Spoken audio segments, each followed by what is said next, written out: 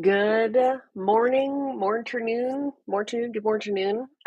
for everybody globally who's logging in here. Already got a good morning from Jacob, so good morning. Hello, everybody. Welcome to an AHM and Dante stream, which is basically my two favorite topics to talk about, period. So this is going to be a really fun one. Got some cool slides.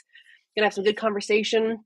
As usual, if you have a question or you want a little bit more clarification on something, please don't hesitate to drop it into the chat. I can see some stuff. Good morning, Keith. Drop it in the chat. I can see stuff. I've also got Alex, who's helping me on the back end. He can also help throw up some questions onto the display, and we'll get you covered. We'll get everything answered. So it is already 9:01 where I'm at. So I vote that we kick it right in. So hello there, Adrian. Oh wow, everybody's coming in. Hi Mick. Okay. All righty. So HM, Dante 32x32 and audio over IP. Great conversation this morning. Let's go ahead. So as you may have heard, perhaps you watched Keith's webinar on the new Dante 32x32 card. So this is a great new addition to the card lineup. I'll even go back one slide. It's this card in the corner. If it looks familiar, it's because it looks exactly like the 64x64 card. This is the SQ sized card, so it fits inside of a SQ and with AHM. Keith really focuses on SQ, of course, if you've had the pleasure of watching any of his videos, and I focus mostly on AHM. So it's a card that can work for both of us.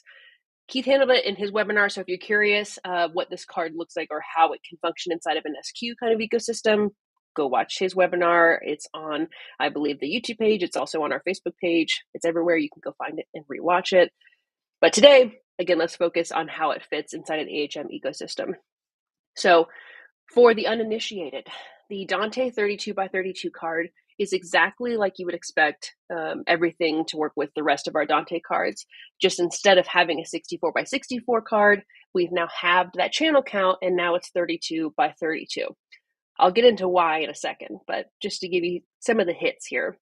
So this is as usual, it's switchable. It has a switchable sample rate, so you can do 96 or 48K. This comes up more often than you would think. People kind of wondering, well, I don't, I'm using a certain kind of mic, or we have a computer and we can't run it at 96. Does that mean I can run it at 48? Yes, you can.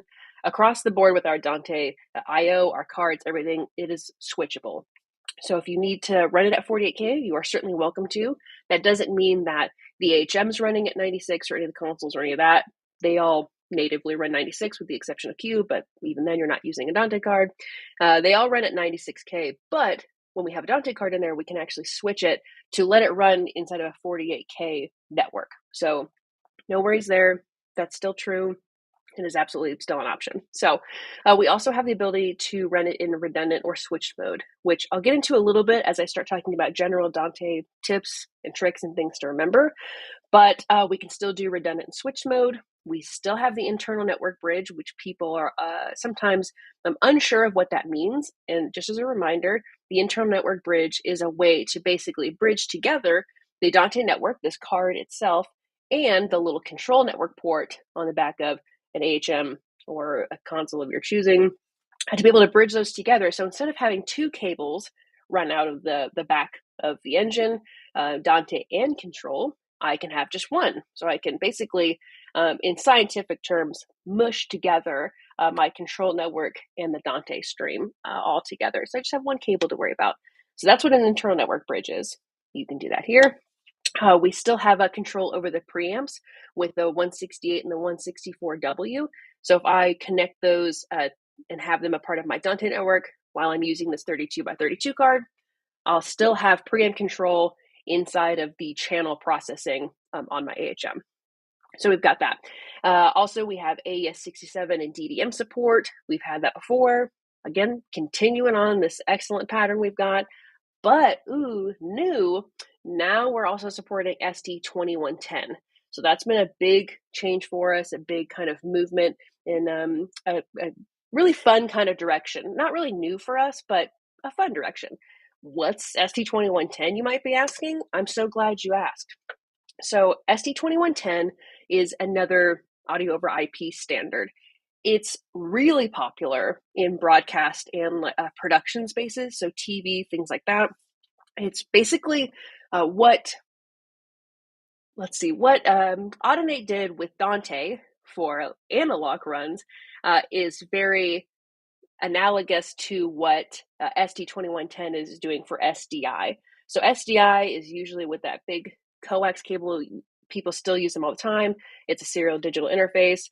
And ST2110 is basically saying, okay, what if we took all those cables and, again, scientific term here, mushed them into an IP standard? What might we be able to do with that?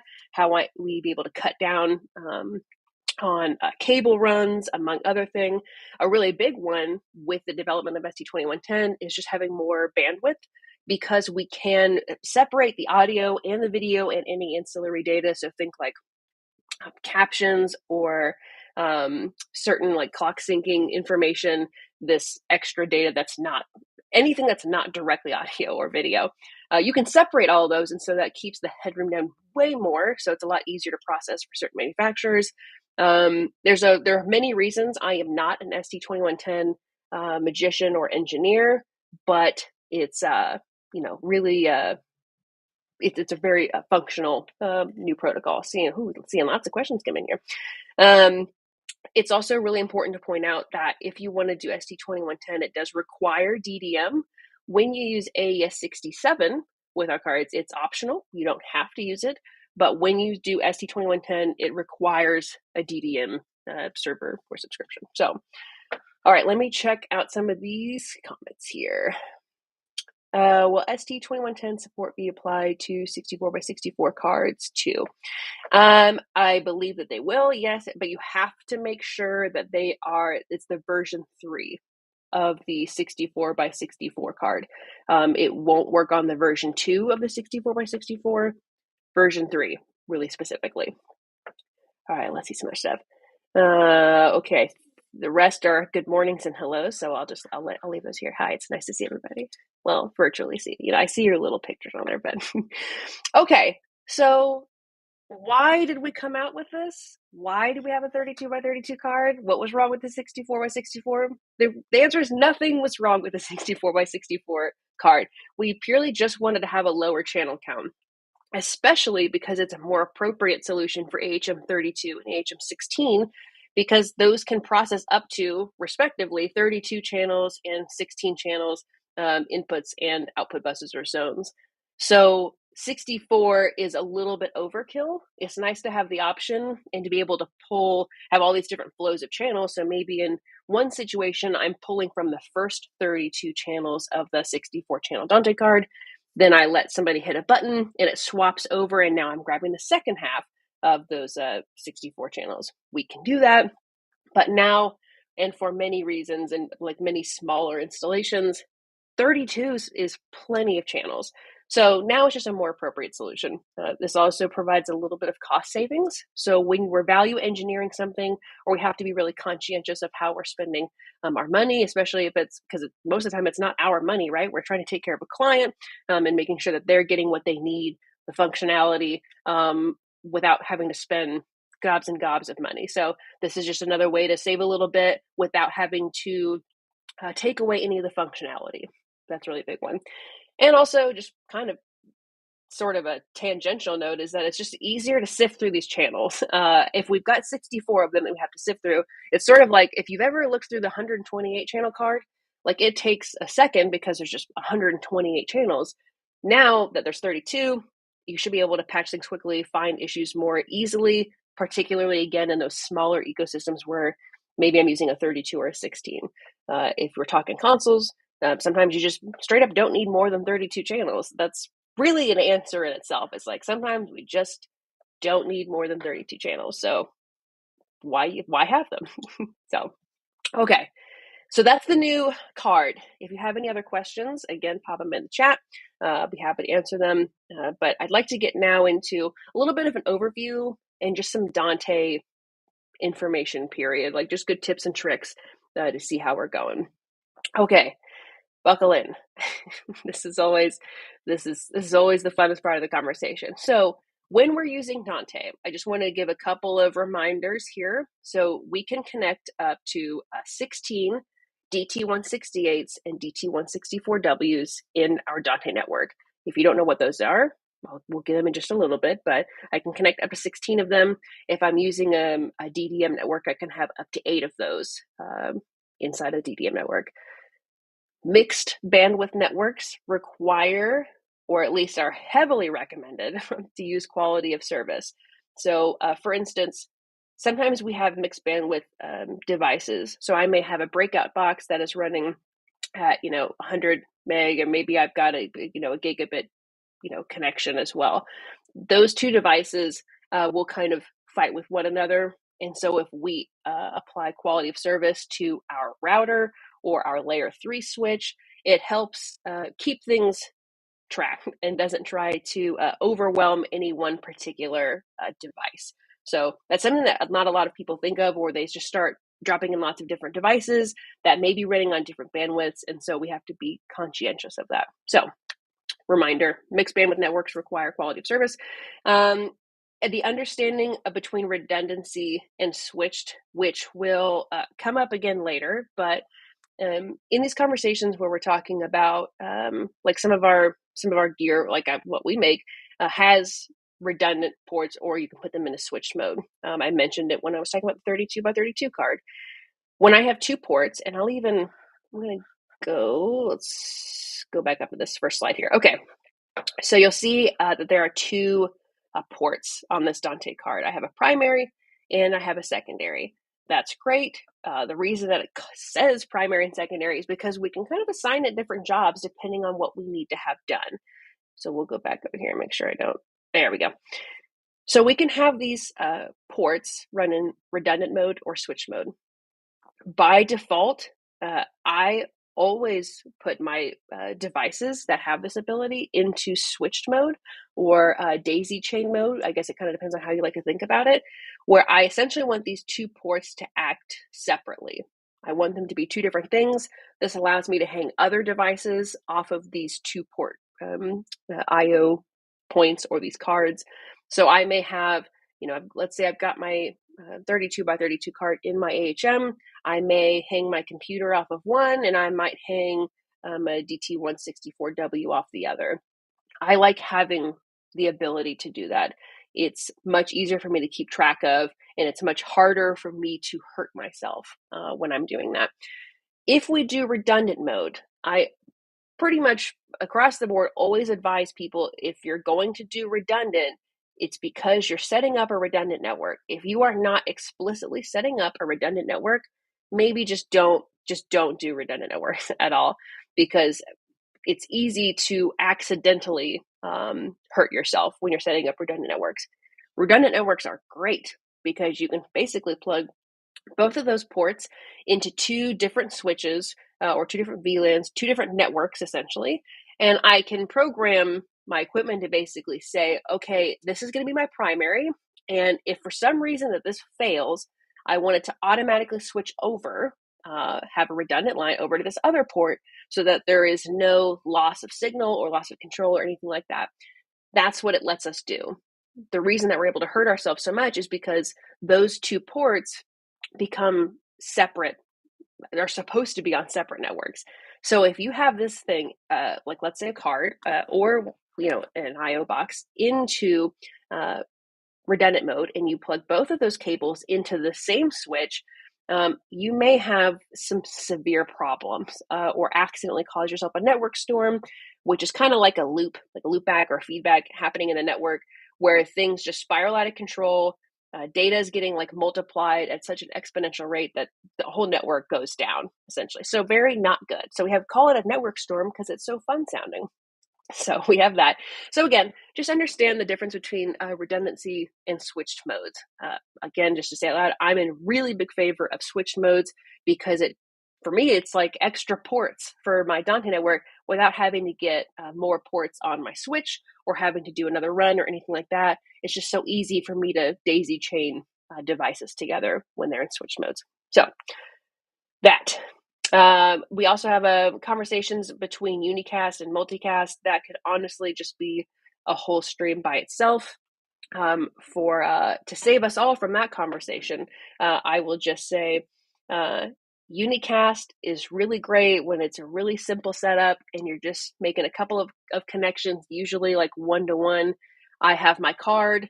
I want to grab audio from my IO box, or I want to send it over the computer. Unicast, perfectly good for that.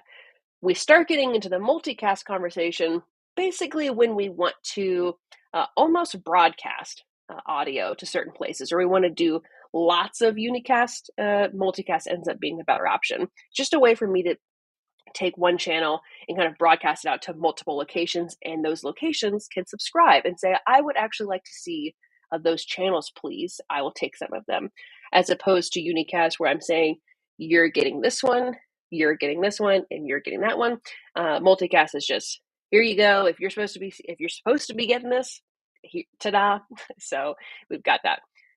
And in general, I really, really, really emphasize that simpler is better. When we're talking about anything networking, period, whether it's Control or Dante or anything like that, like it is just so much better if you have a simpler network setup.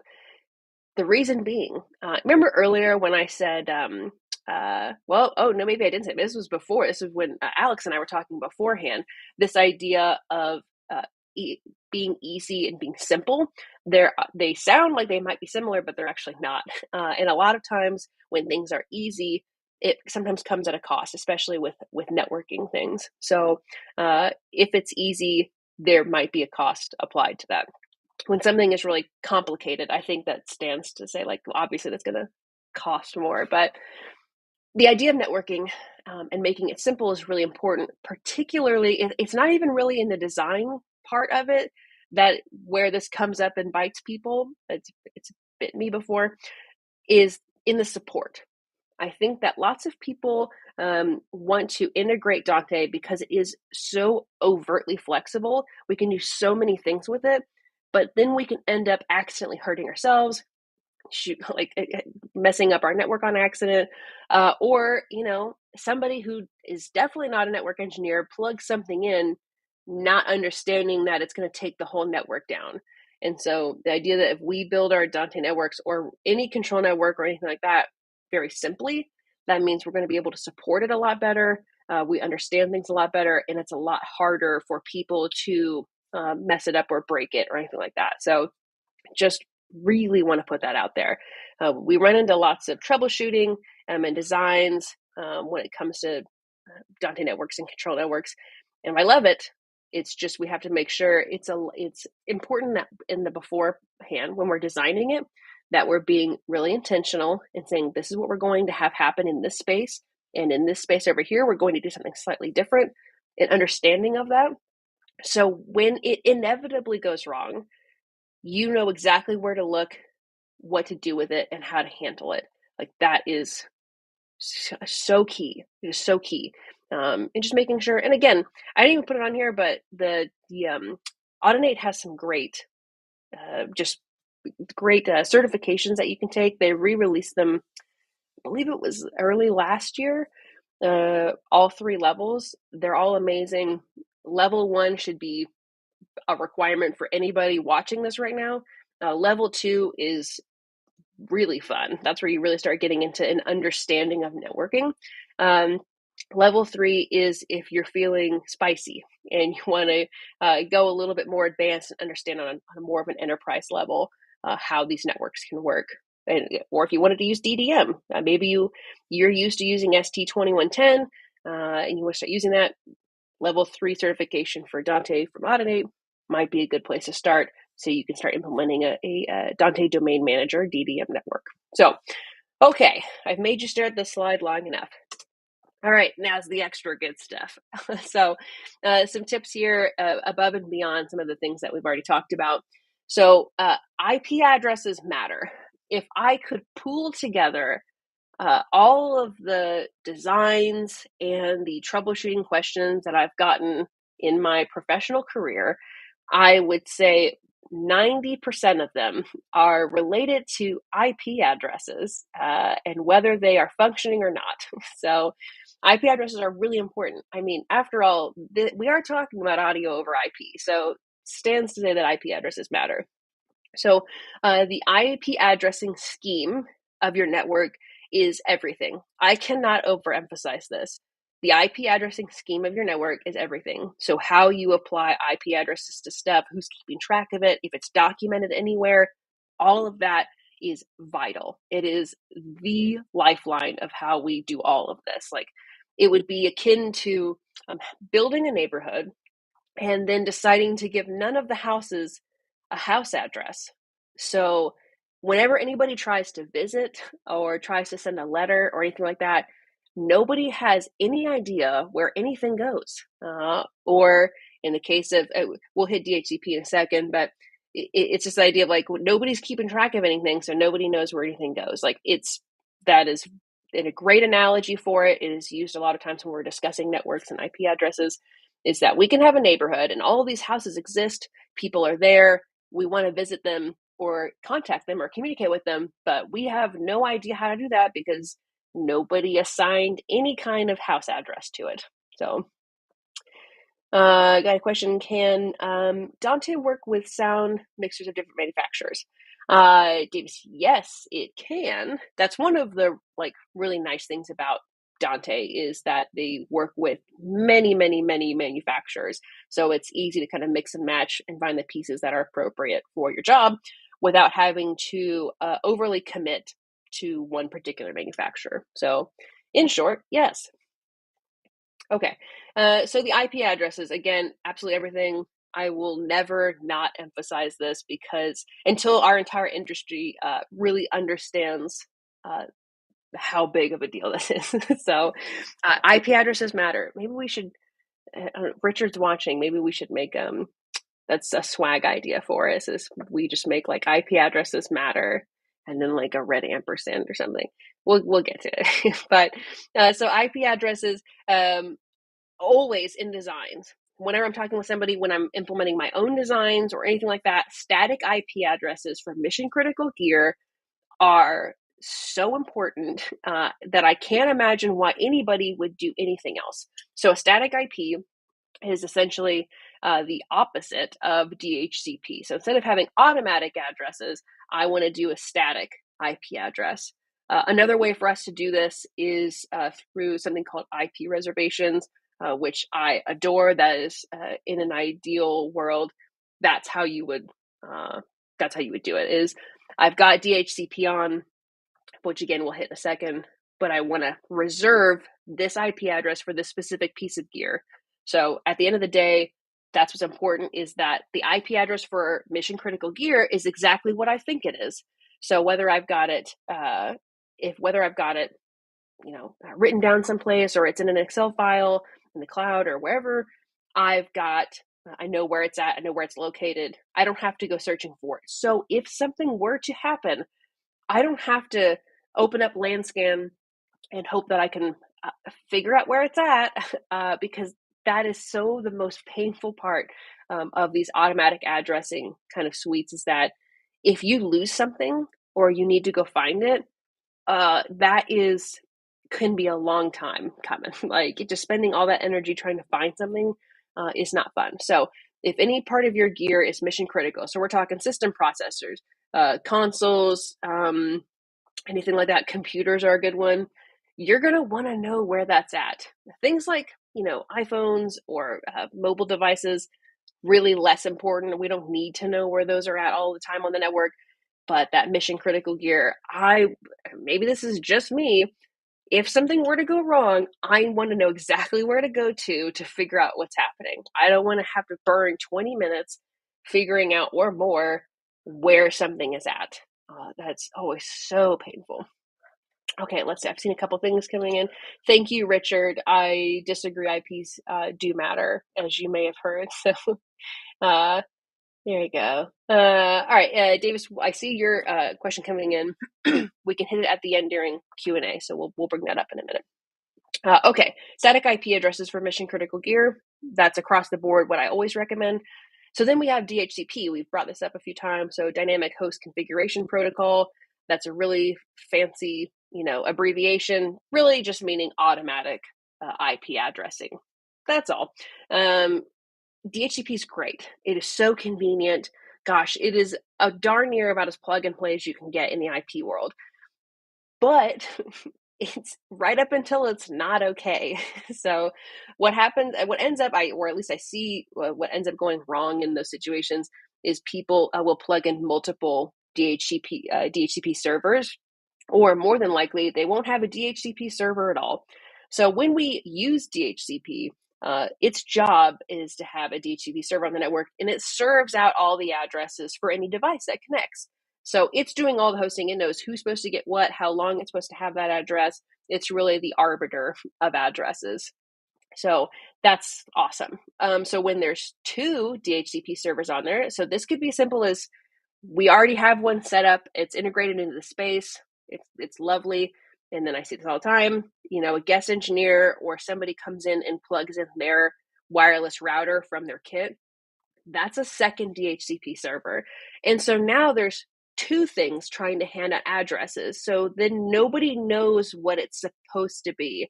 And it causes a lot of chaos. Things will connect momentarily and then disconnect a few seconds later. It's absolute chaos. So there's that. And then the other one being there's not a DHCP server at all. Everybody's just like, well, I've heard DHCP is automatic. So yay, I'm going to do that because that seems simpler. There's that, easier, but not necessarily better conversation. When you don't have a DHCP server on there, most gear like computers and things like that will go into a link local address, which is a special subsection of all available IP addresses, really little special subsection, and it'll assign itself something there. Again, sensational, except no manufacturer's default IP address is in the link local range. The link local range is really, really specific. Nobody gets to have it. It's just like a default little section. But for instance, our gear always ends up out of the box is in a 192.168.1 subnet. And if your, let's say your Dante card or your IO device is in DHCP or it's a controller somewhere, it's on DHCP, there's not a server, it's going to end up in the 169.128, I think, link local subnet, which is nowhere near our default IP addresses. So then I get people all the time that they'll put stuff on DHCP, they'll plug it in, and they're like, oh, well, the controller can't find the engine. Like, what's up? What's going on? And I'm like, well, is one of them on DHCP? Because that will, they will literally not end up in the same place unless a DHCP server tells them to go end up in the same place. So again, DHCP, super great for Wi-Fi, mobile gear, non-mission critical things. But just be aware that that is absolutely a place where things can crash or go wrong. So most audio over IP or control network troubleshooting is a direct reflection of the subnet addressing. That was a lot of fancy sounding words. But what I mean to say is IP addresses matter. And when in doubt, check that. Because again, a lot of the calls I get, it ends up just purely being an IP address of one house is completely different than the IP address of the house next to it. And so they can't even see each other. It's as if they're on other sides of the planet. They can't see them. That's kind of the magic and the double-edged sword of networks and IP addresses. I can literally have two things next to one another. And if I choose to, I can have them ignore one another, or I can have them see one another. We have total control over that. But again, audio over IP, control network stuff, just check your IP addresses, folks. Look at there. Go. There we go. All right. When in doubt, check your IP addresses first and foremost. If I haven't drilled that home enough, I check your IP addresses. Next would be to check your sample rate. Sometimes people forget that some gear can't run in 96K or doesn't do it by default. So you want to check that. Or if you need to kind of downsize it to a 48K, you can do that as well. Just making sure, that's a lot of times is you're seeing all the gear come up in like Dante controller, but it's like you click the channels for their assignments, for their subscriptions, and it just doesn't go. A lot of times it's a sample rate thing. So just make sure, oh, right, I forgot to change that. It happens to me all the time. I'll get like a new piece of gear or something, and I'm like, yay, put it on the network. I'm like, wait, why can't I make these subscriptions? I'm like, oh, right, I forget I'm running this at 48, or I'm running this section of the network at 96. Whoopsies, I need to change that. So check that. Check your clocking as well. That is a big problem, especially as you start getting lots of pieces of gear that are on the Dante network, is making sure that your clocking is correct. Somebody needs to be the leader or the primary clock, and everybody else needs to have a follower. Audinate has this great, like Dante itself does a good like election process of clocking, which I will not get into, but it's a cool election process. Again, part of that Audinate's certification courses, so check that out. But check your clocking, and check your flow count, because sometimes, and again, I say this because I myself have done this. So check your flow count. You don't keep track of things, or you don't, maybe this is a bigger network than you normally build, or you're using new gear and you don't know what the flow or the channel count you're allowed to do is, and you just can't get those darn subscriptions to happen. Check that out. Be sure about it. And again, keep it simple. Keeping your networks simple is really important. If I could sum up this entire conversation, it's that we want to keep things as simple as possible. And if we do a little bit more work on the front end, like during our design phase, it means everything on the back end, the commissioning of the system, deployment of the system, using the system, and really big supporting the system becomes way easier down the line. It is inevitable. So just do a little bit of extra planning up front to understand this is what's going to happen. And then you don't have to be making guesses down the line. So, okay. As a reminder, so we have several Dante IO options.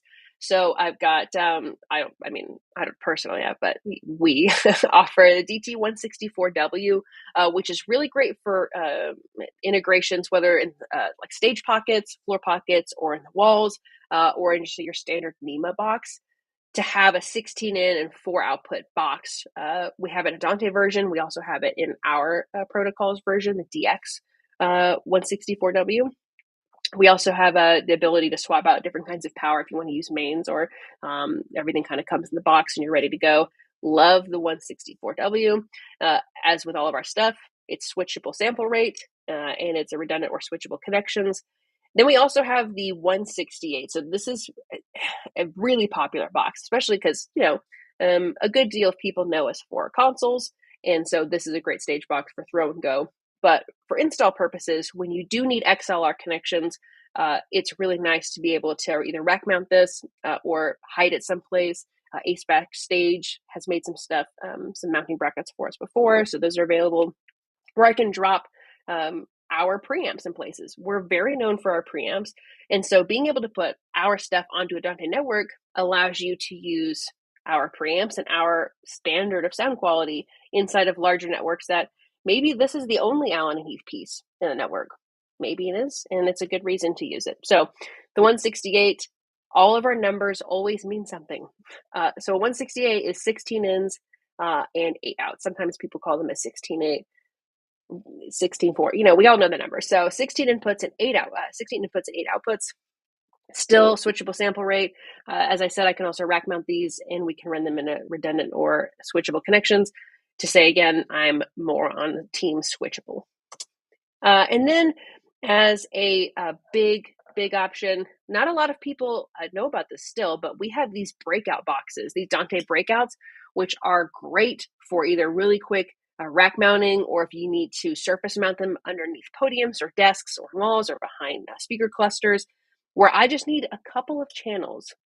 Again, still to the standard of Allen Heath preamps, still switchable 96-48K sample rate, but being able to do a 2x2, so the 22, again, numbers, we go with this. These are not arbitrary. The 22 means I've got 2 in and 2 out. Those are Phoenix terminated. I've got a 2-0, a 20, so I've got 2 inputs and 0 outputs, or an 0-2, for 0 inputs and 2 outputs. So I've got those available. They're really handy. Oh, I actually put this one over by me. Alex, if you want to just throw up my face for just a second, and yeah, there we go. This is the size of the O2. It's metal. It's, if you don't want like a little plastic body anything, you want something that feels like it's been built with a lot of care and quality, and with sound quality that we're known for. Highly recommend these. The DT22 is even smaller than this because it uses Phoenix connectors or Euro blocks. It's a couple inches even shallower than that. So, all right, thanks, Alex. You can now force it to look at a giant version of me. Okay, so we've got those. Just like to put them out there to remind people, again, we've got them. They're a great solution. I plan to have them in a lot of the designs I do, just because, again, maybe I don't want to have a dongle in the program, or I don't want to have some third-party box or something somewhere else. I want to use ours because I know that, again, we've built it with quality. I can rely on it, and I can just drop them anywhere. They can just go any place because they're so small. So, okay, you've heard me talking for a lot. Now I'm going to hear you folks, and by hear I mean read. So, okay. Can those little DT boxes be mounted under a podium? Yes, they certainly can. They have a couple of different SKUs associated with them. So if you want to get the kind of one, there's ones with little rubber feet, so you can just place them in places. And then there's another version of them without the little rubber feet that are like ready to be rack mounted or surface mounted, things like that. So yes, they can be mounted in many places. Brian says, DT4816, please. That's big. That's big. But hey, ask and you shall receive. If enough people ask for things, we have a tendency to make them. So you're not the first person to ask for a 4816 Dante version. It has been noted, Brian. All right, let me scroll down a little bit. Let me read this really fast. Give me 1 second. Okay, so issues. I was running at 96K from Dante to RedNet to Logic. Now it's not communicating. It's only accepting 44 and 48K. What happened? Like your Avantis card, your Dante card stopped? Because it definitely doesn't, it shouldn't be accepting 44. That's not even, I would be curious to hear more about that. Sound right, mobile DJs. Yep, and we'll drop in the support link as well. Also, additionally, there's some really great resources. And if Alex, you could drop those in as well. We have a great white paper on Dante and with Alan Heath. That's a great resource. If you're curious more about SMD 2110, there's also some really great like classes and documentation for that as well. Yeah, thanks, Alex. Okay, scroll. Completely agree on the IP address mattering. Witnessed a show fall apart when, oh goodness, when all the mics vanished from Dante. The RoboCams kept disconnecting from the controller, and the switcher kept disconnecting from the control surface. No clue what the network was doing, but it wasn't good. Yeah, that's never like, that's basically the worst case scenario. It's like, oh, this was working 5 minutes ago, and now it's not. Like, oh, people will swear up and down nothing got plugged in. And then we end up finding that somebody plugged something in, like an extra Wi-Fi router or something. It happens. So I earlier in the very beginning of this conversation, I had mentioned DHCP is really great right up until it's not. One of the magical things about routers and layer 3 switches is that if it can act as a DHCP server, I can usually do IP reservations. And just to say that again, that means I can keep everything on DHCP, but I always want, my AHM to land on, dot 25. I always wanted to go there, so I don't have to go fishing. I do not want to go. I grew up fishing, and I don't want to go fishing on the network. I just don't want to so much. Let's see. Adrian says, does AH offer Audinate virtual sound cards for free, or has to be bought separately? Mostly, yes, it has to be bought separately because Audinate serves those up. The M Dante, there are older versions of the Dante cards, do provide a free Dante virtual sound card license, but Otherwise, with this entire generation's version of Dante cards, it's just something you get separately. Plus, also they have it's included in the cost of the card itself, so to speak. But Audinate has a lot of really good deals on either either renewable or perpetual licenses, where you can like just move them from one computer to another. So like one license can be used all over the place. And then they also have like these combo units where you can you get DVS and Dante Via together, which is a way. So you'd use Dante Virtual Sound Card to have your computer have a virtual interface, and Dante Via is a way to use Dante to route audio between applications inside of your computer. So slightly different, still very cool tools.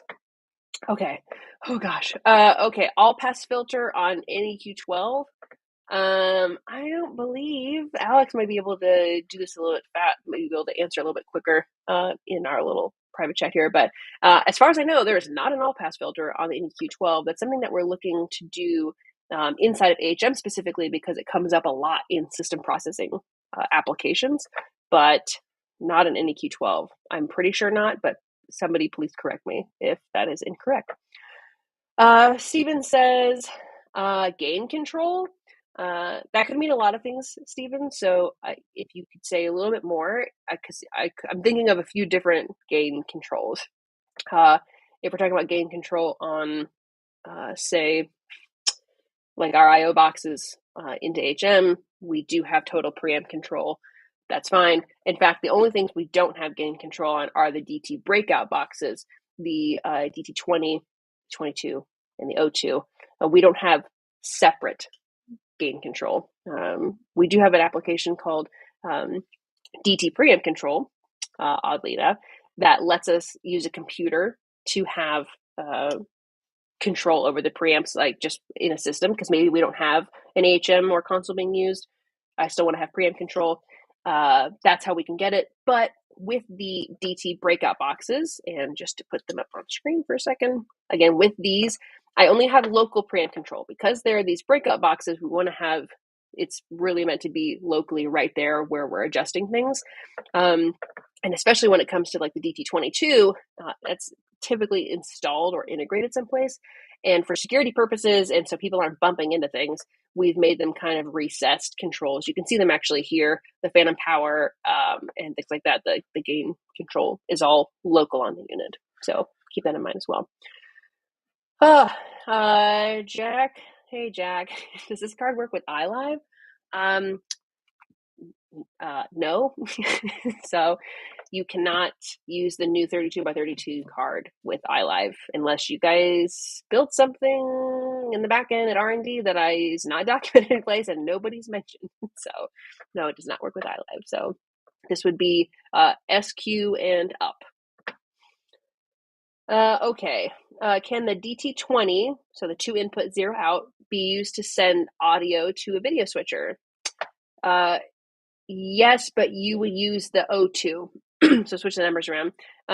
If you're going audio to a video switcher, I would imagine you want the outputs. So yes, you absolutely can. I've had several projects where they ended up using these as almost like little interfaces, because I mean they are. They're analog to Dante interfaces. But they'll do that over to a video switcher or to a camera or other places like that, where they'll just drop them like 2 little outputs. So yes. Steve says, gain control of the Dante devices using other mixers. Okay, so you would use DT preamp control. That's how you would get preamp control. Like if you were using, I don't know why you would ever use anything other than our stuff. But like, let's say for some reason you were forced to, you had you had no choice in the matter, and you had to use somebody not Allen and Heath.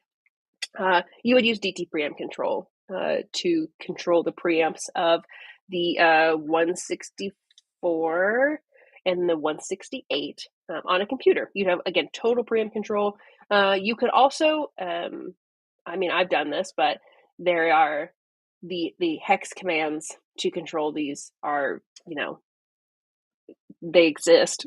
So I found them before just as a playing around to get my computer to control it. Like, let's say if the computer went down, I wanted to control otherwise. But DT Preamp Control, far and away, is the much easier, best possible solution to control these preamps for these two items without using one of our consoles or one of our engines. DT Preamp Control is the best way to do that. So, okay. Whew. All right, I think I hit, let me scroll all the way down here.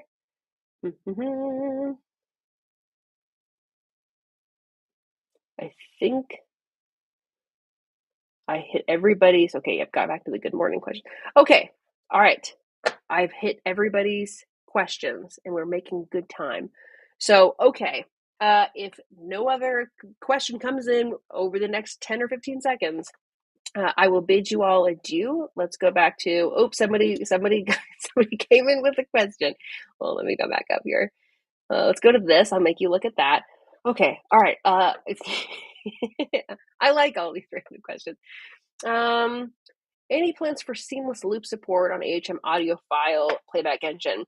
That's a great question. It is absolutely on the feature list. It's come up a couple of times where people wanted to loop either songs or background noises or triggers or anything like that. Yes, there are plans for it. In short, there are absolutely plans for it. We are working on it right now. Okay. There are no any Black Friday. I mean, I don't know of any Black Friday sales. I guess there could be. I just don't on the O2 or the 2.0 off the top of my head. But that would be I would Google that. I guess I don't. Unfortunately, I don't have that off the top of my head. So, okay, all right.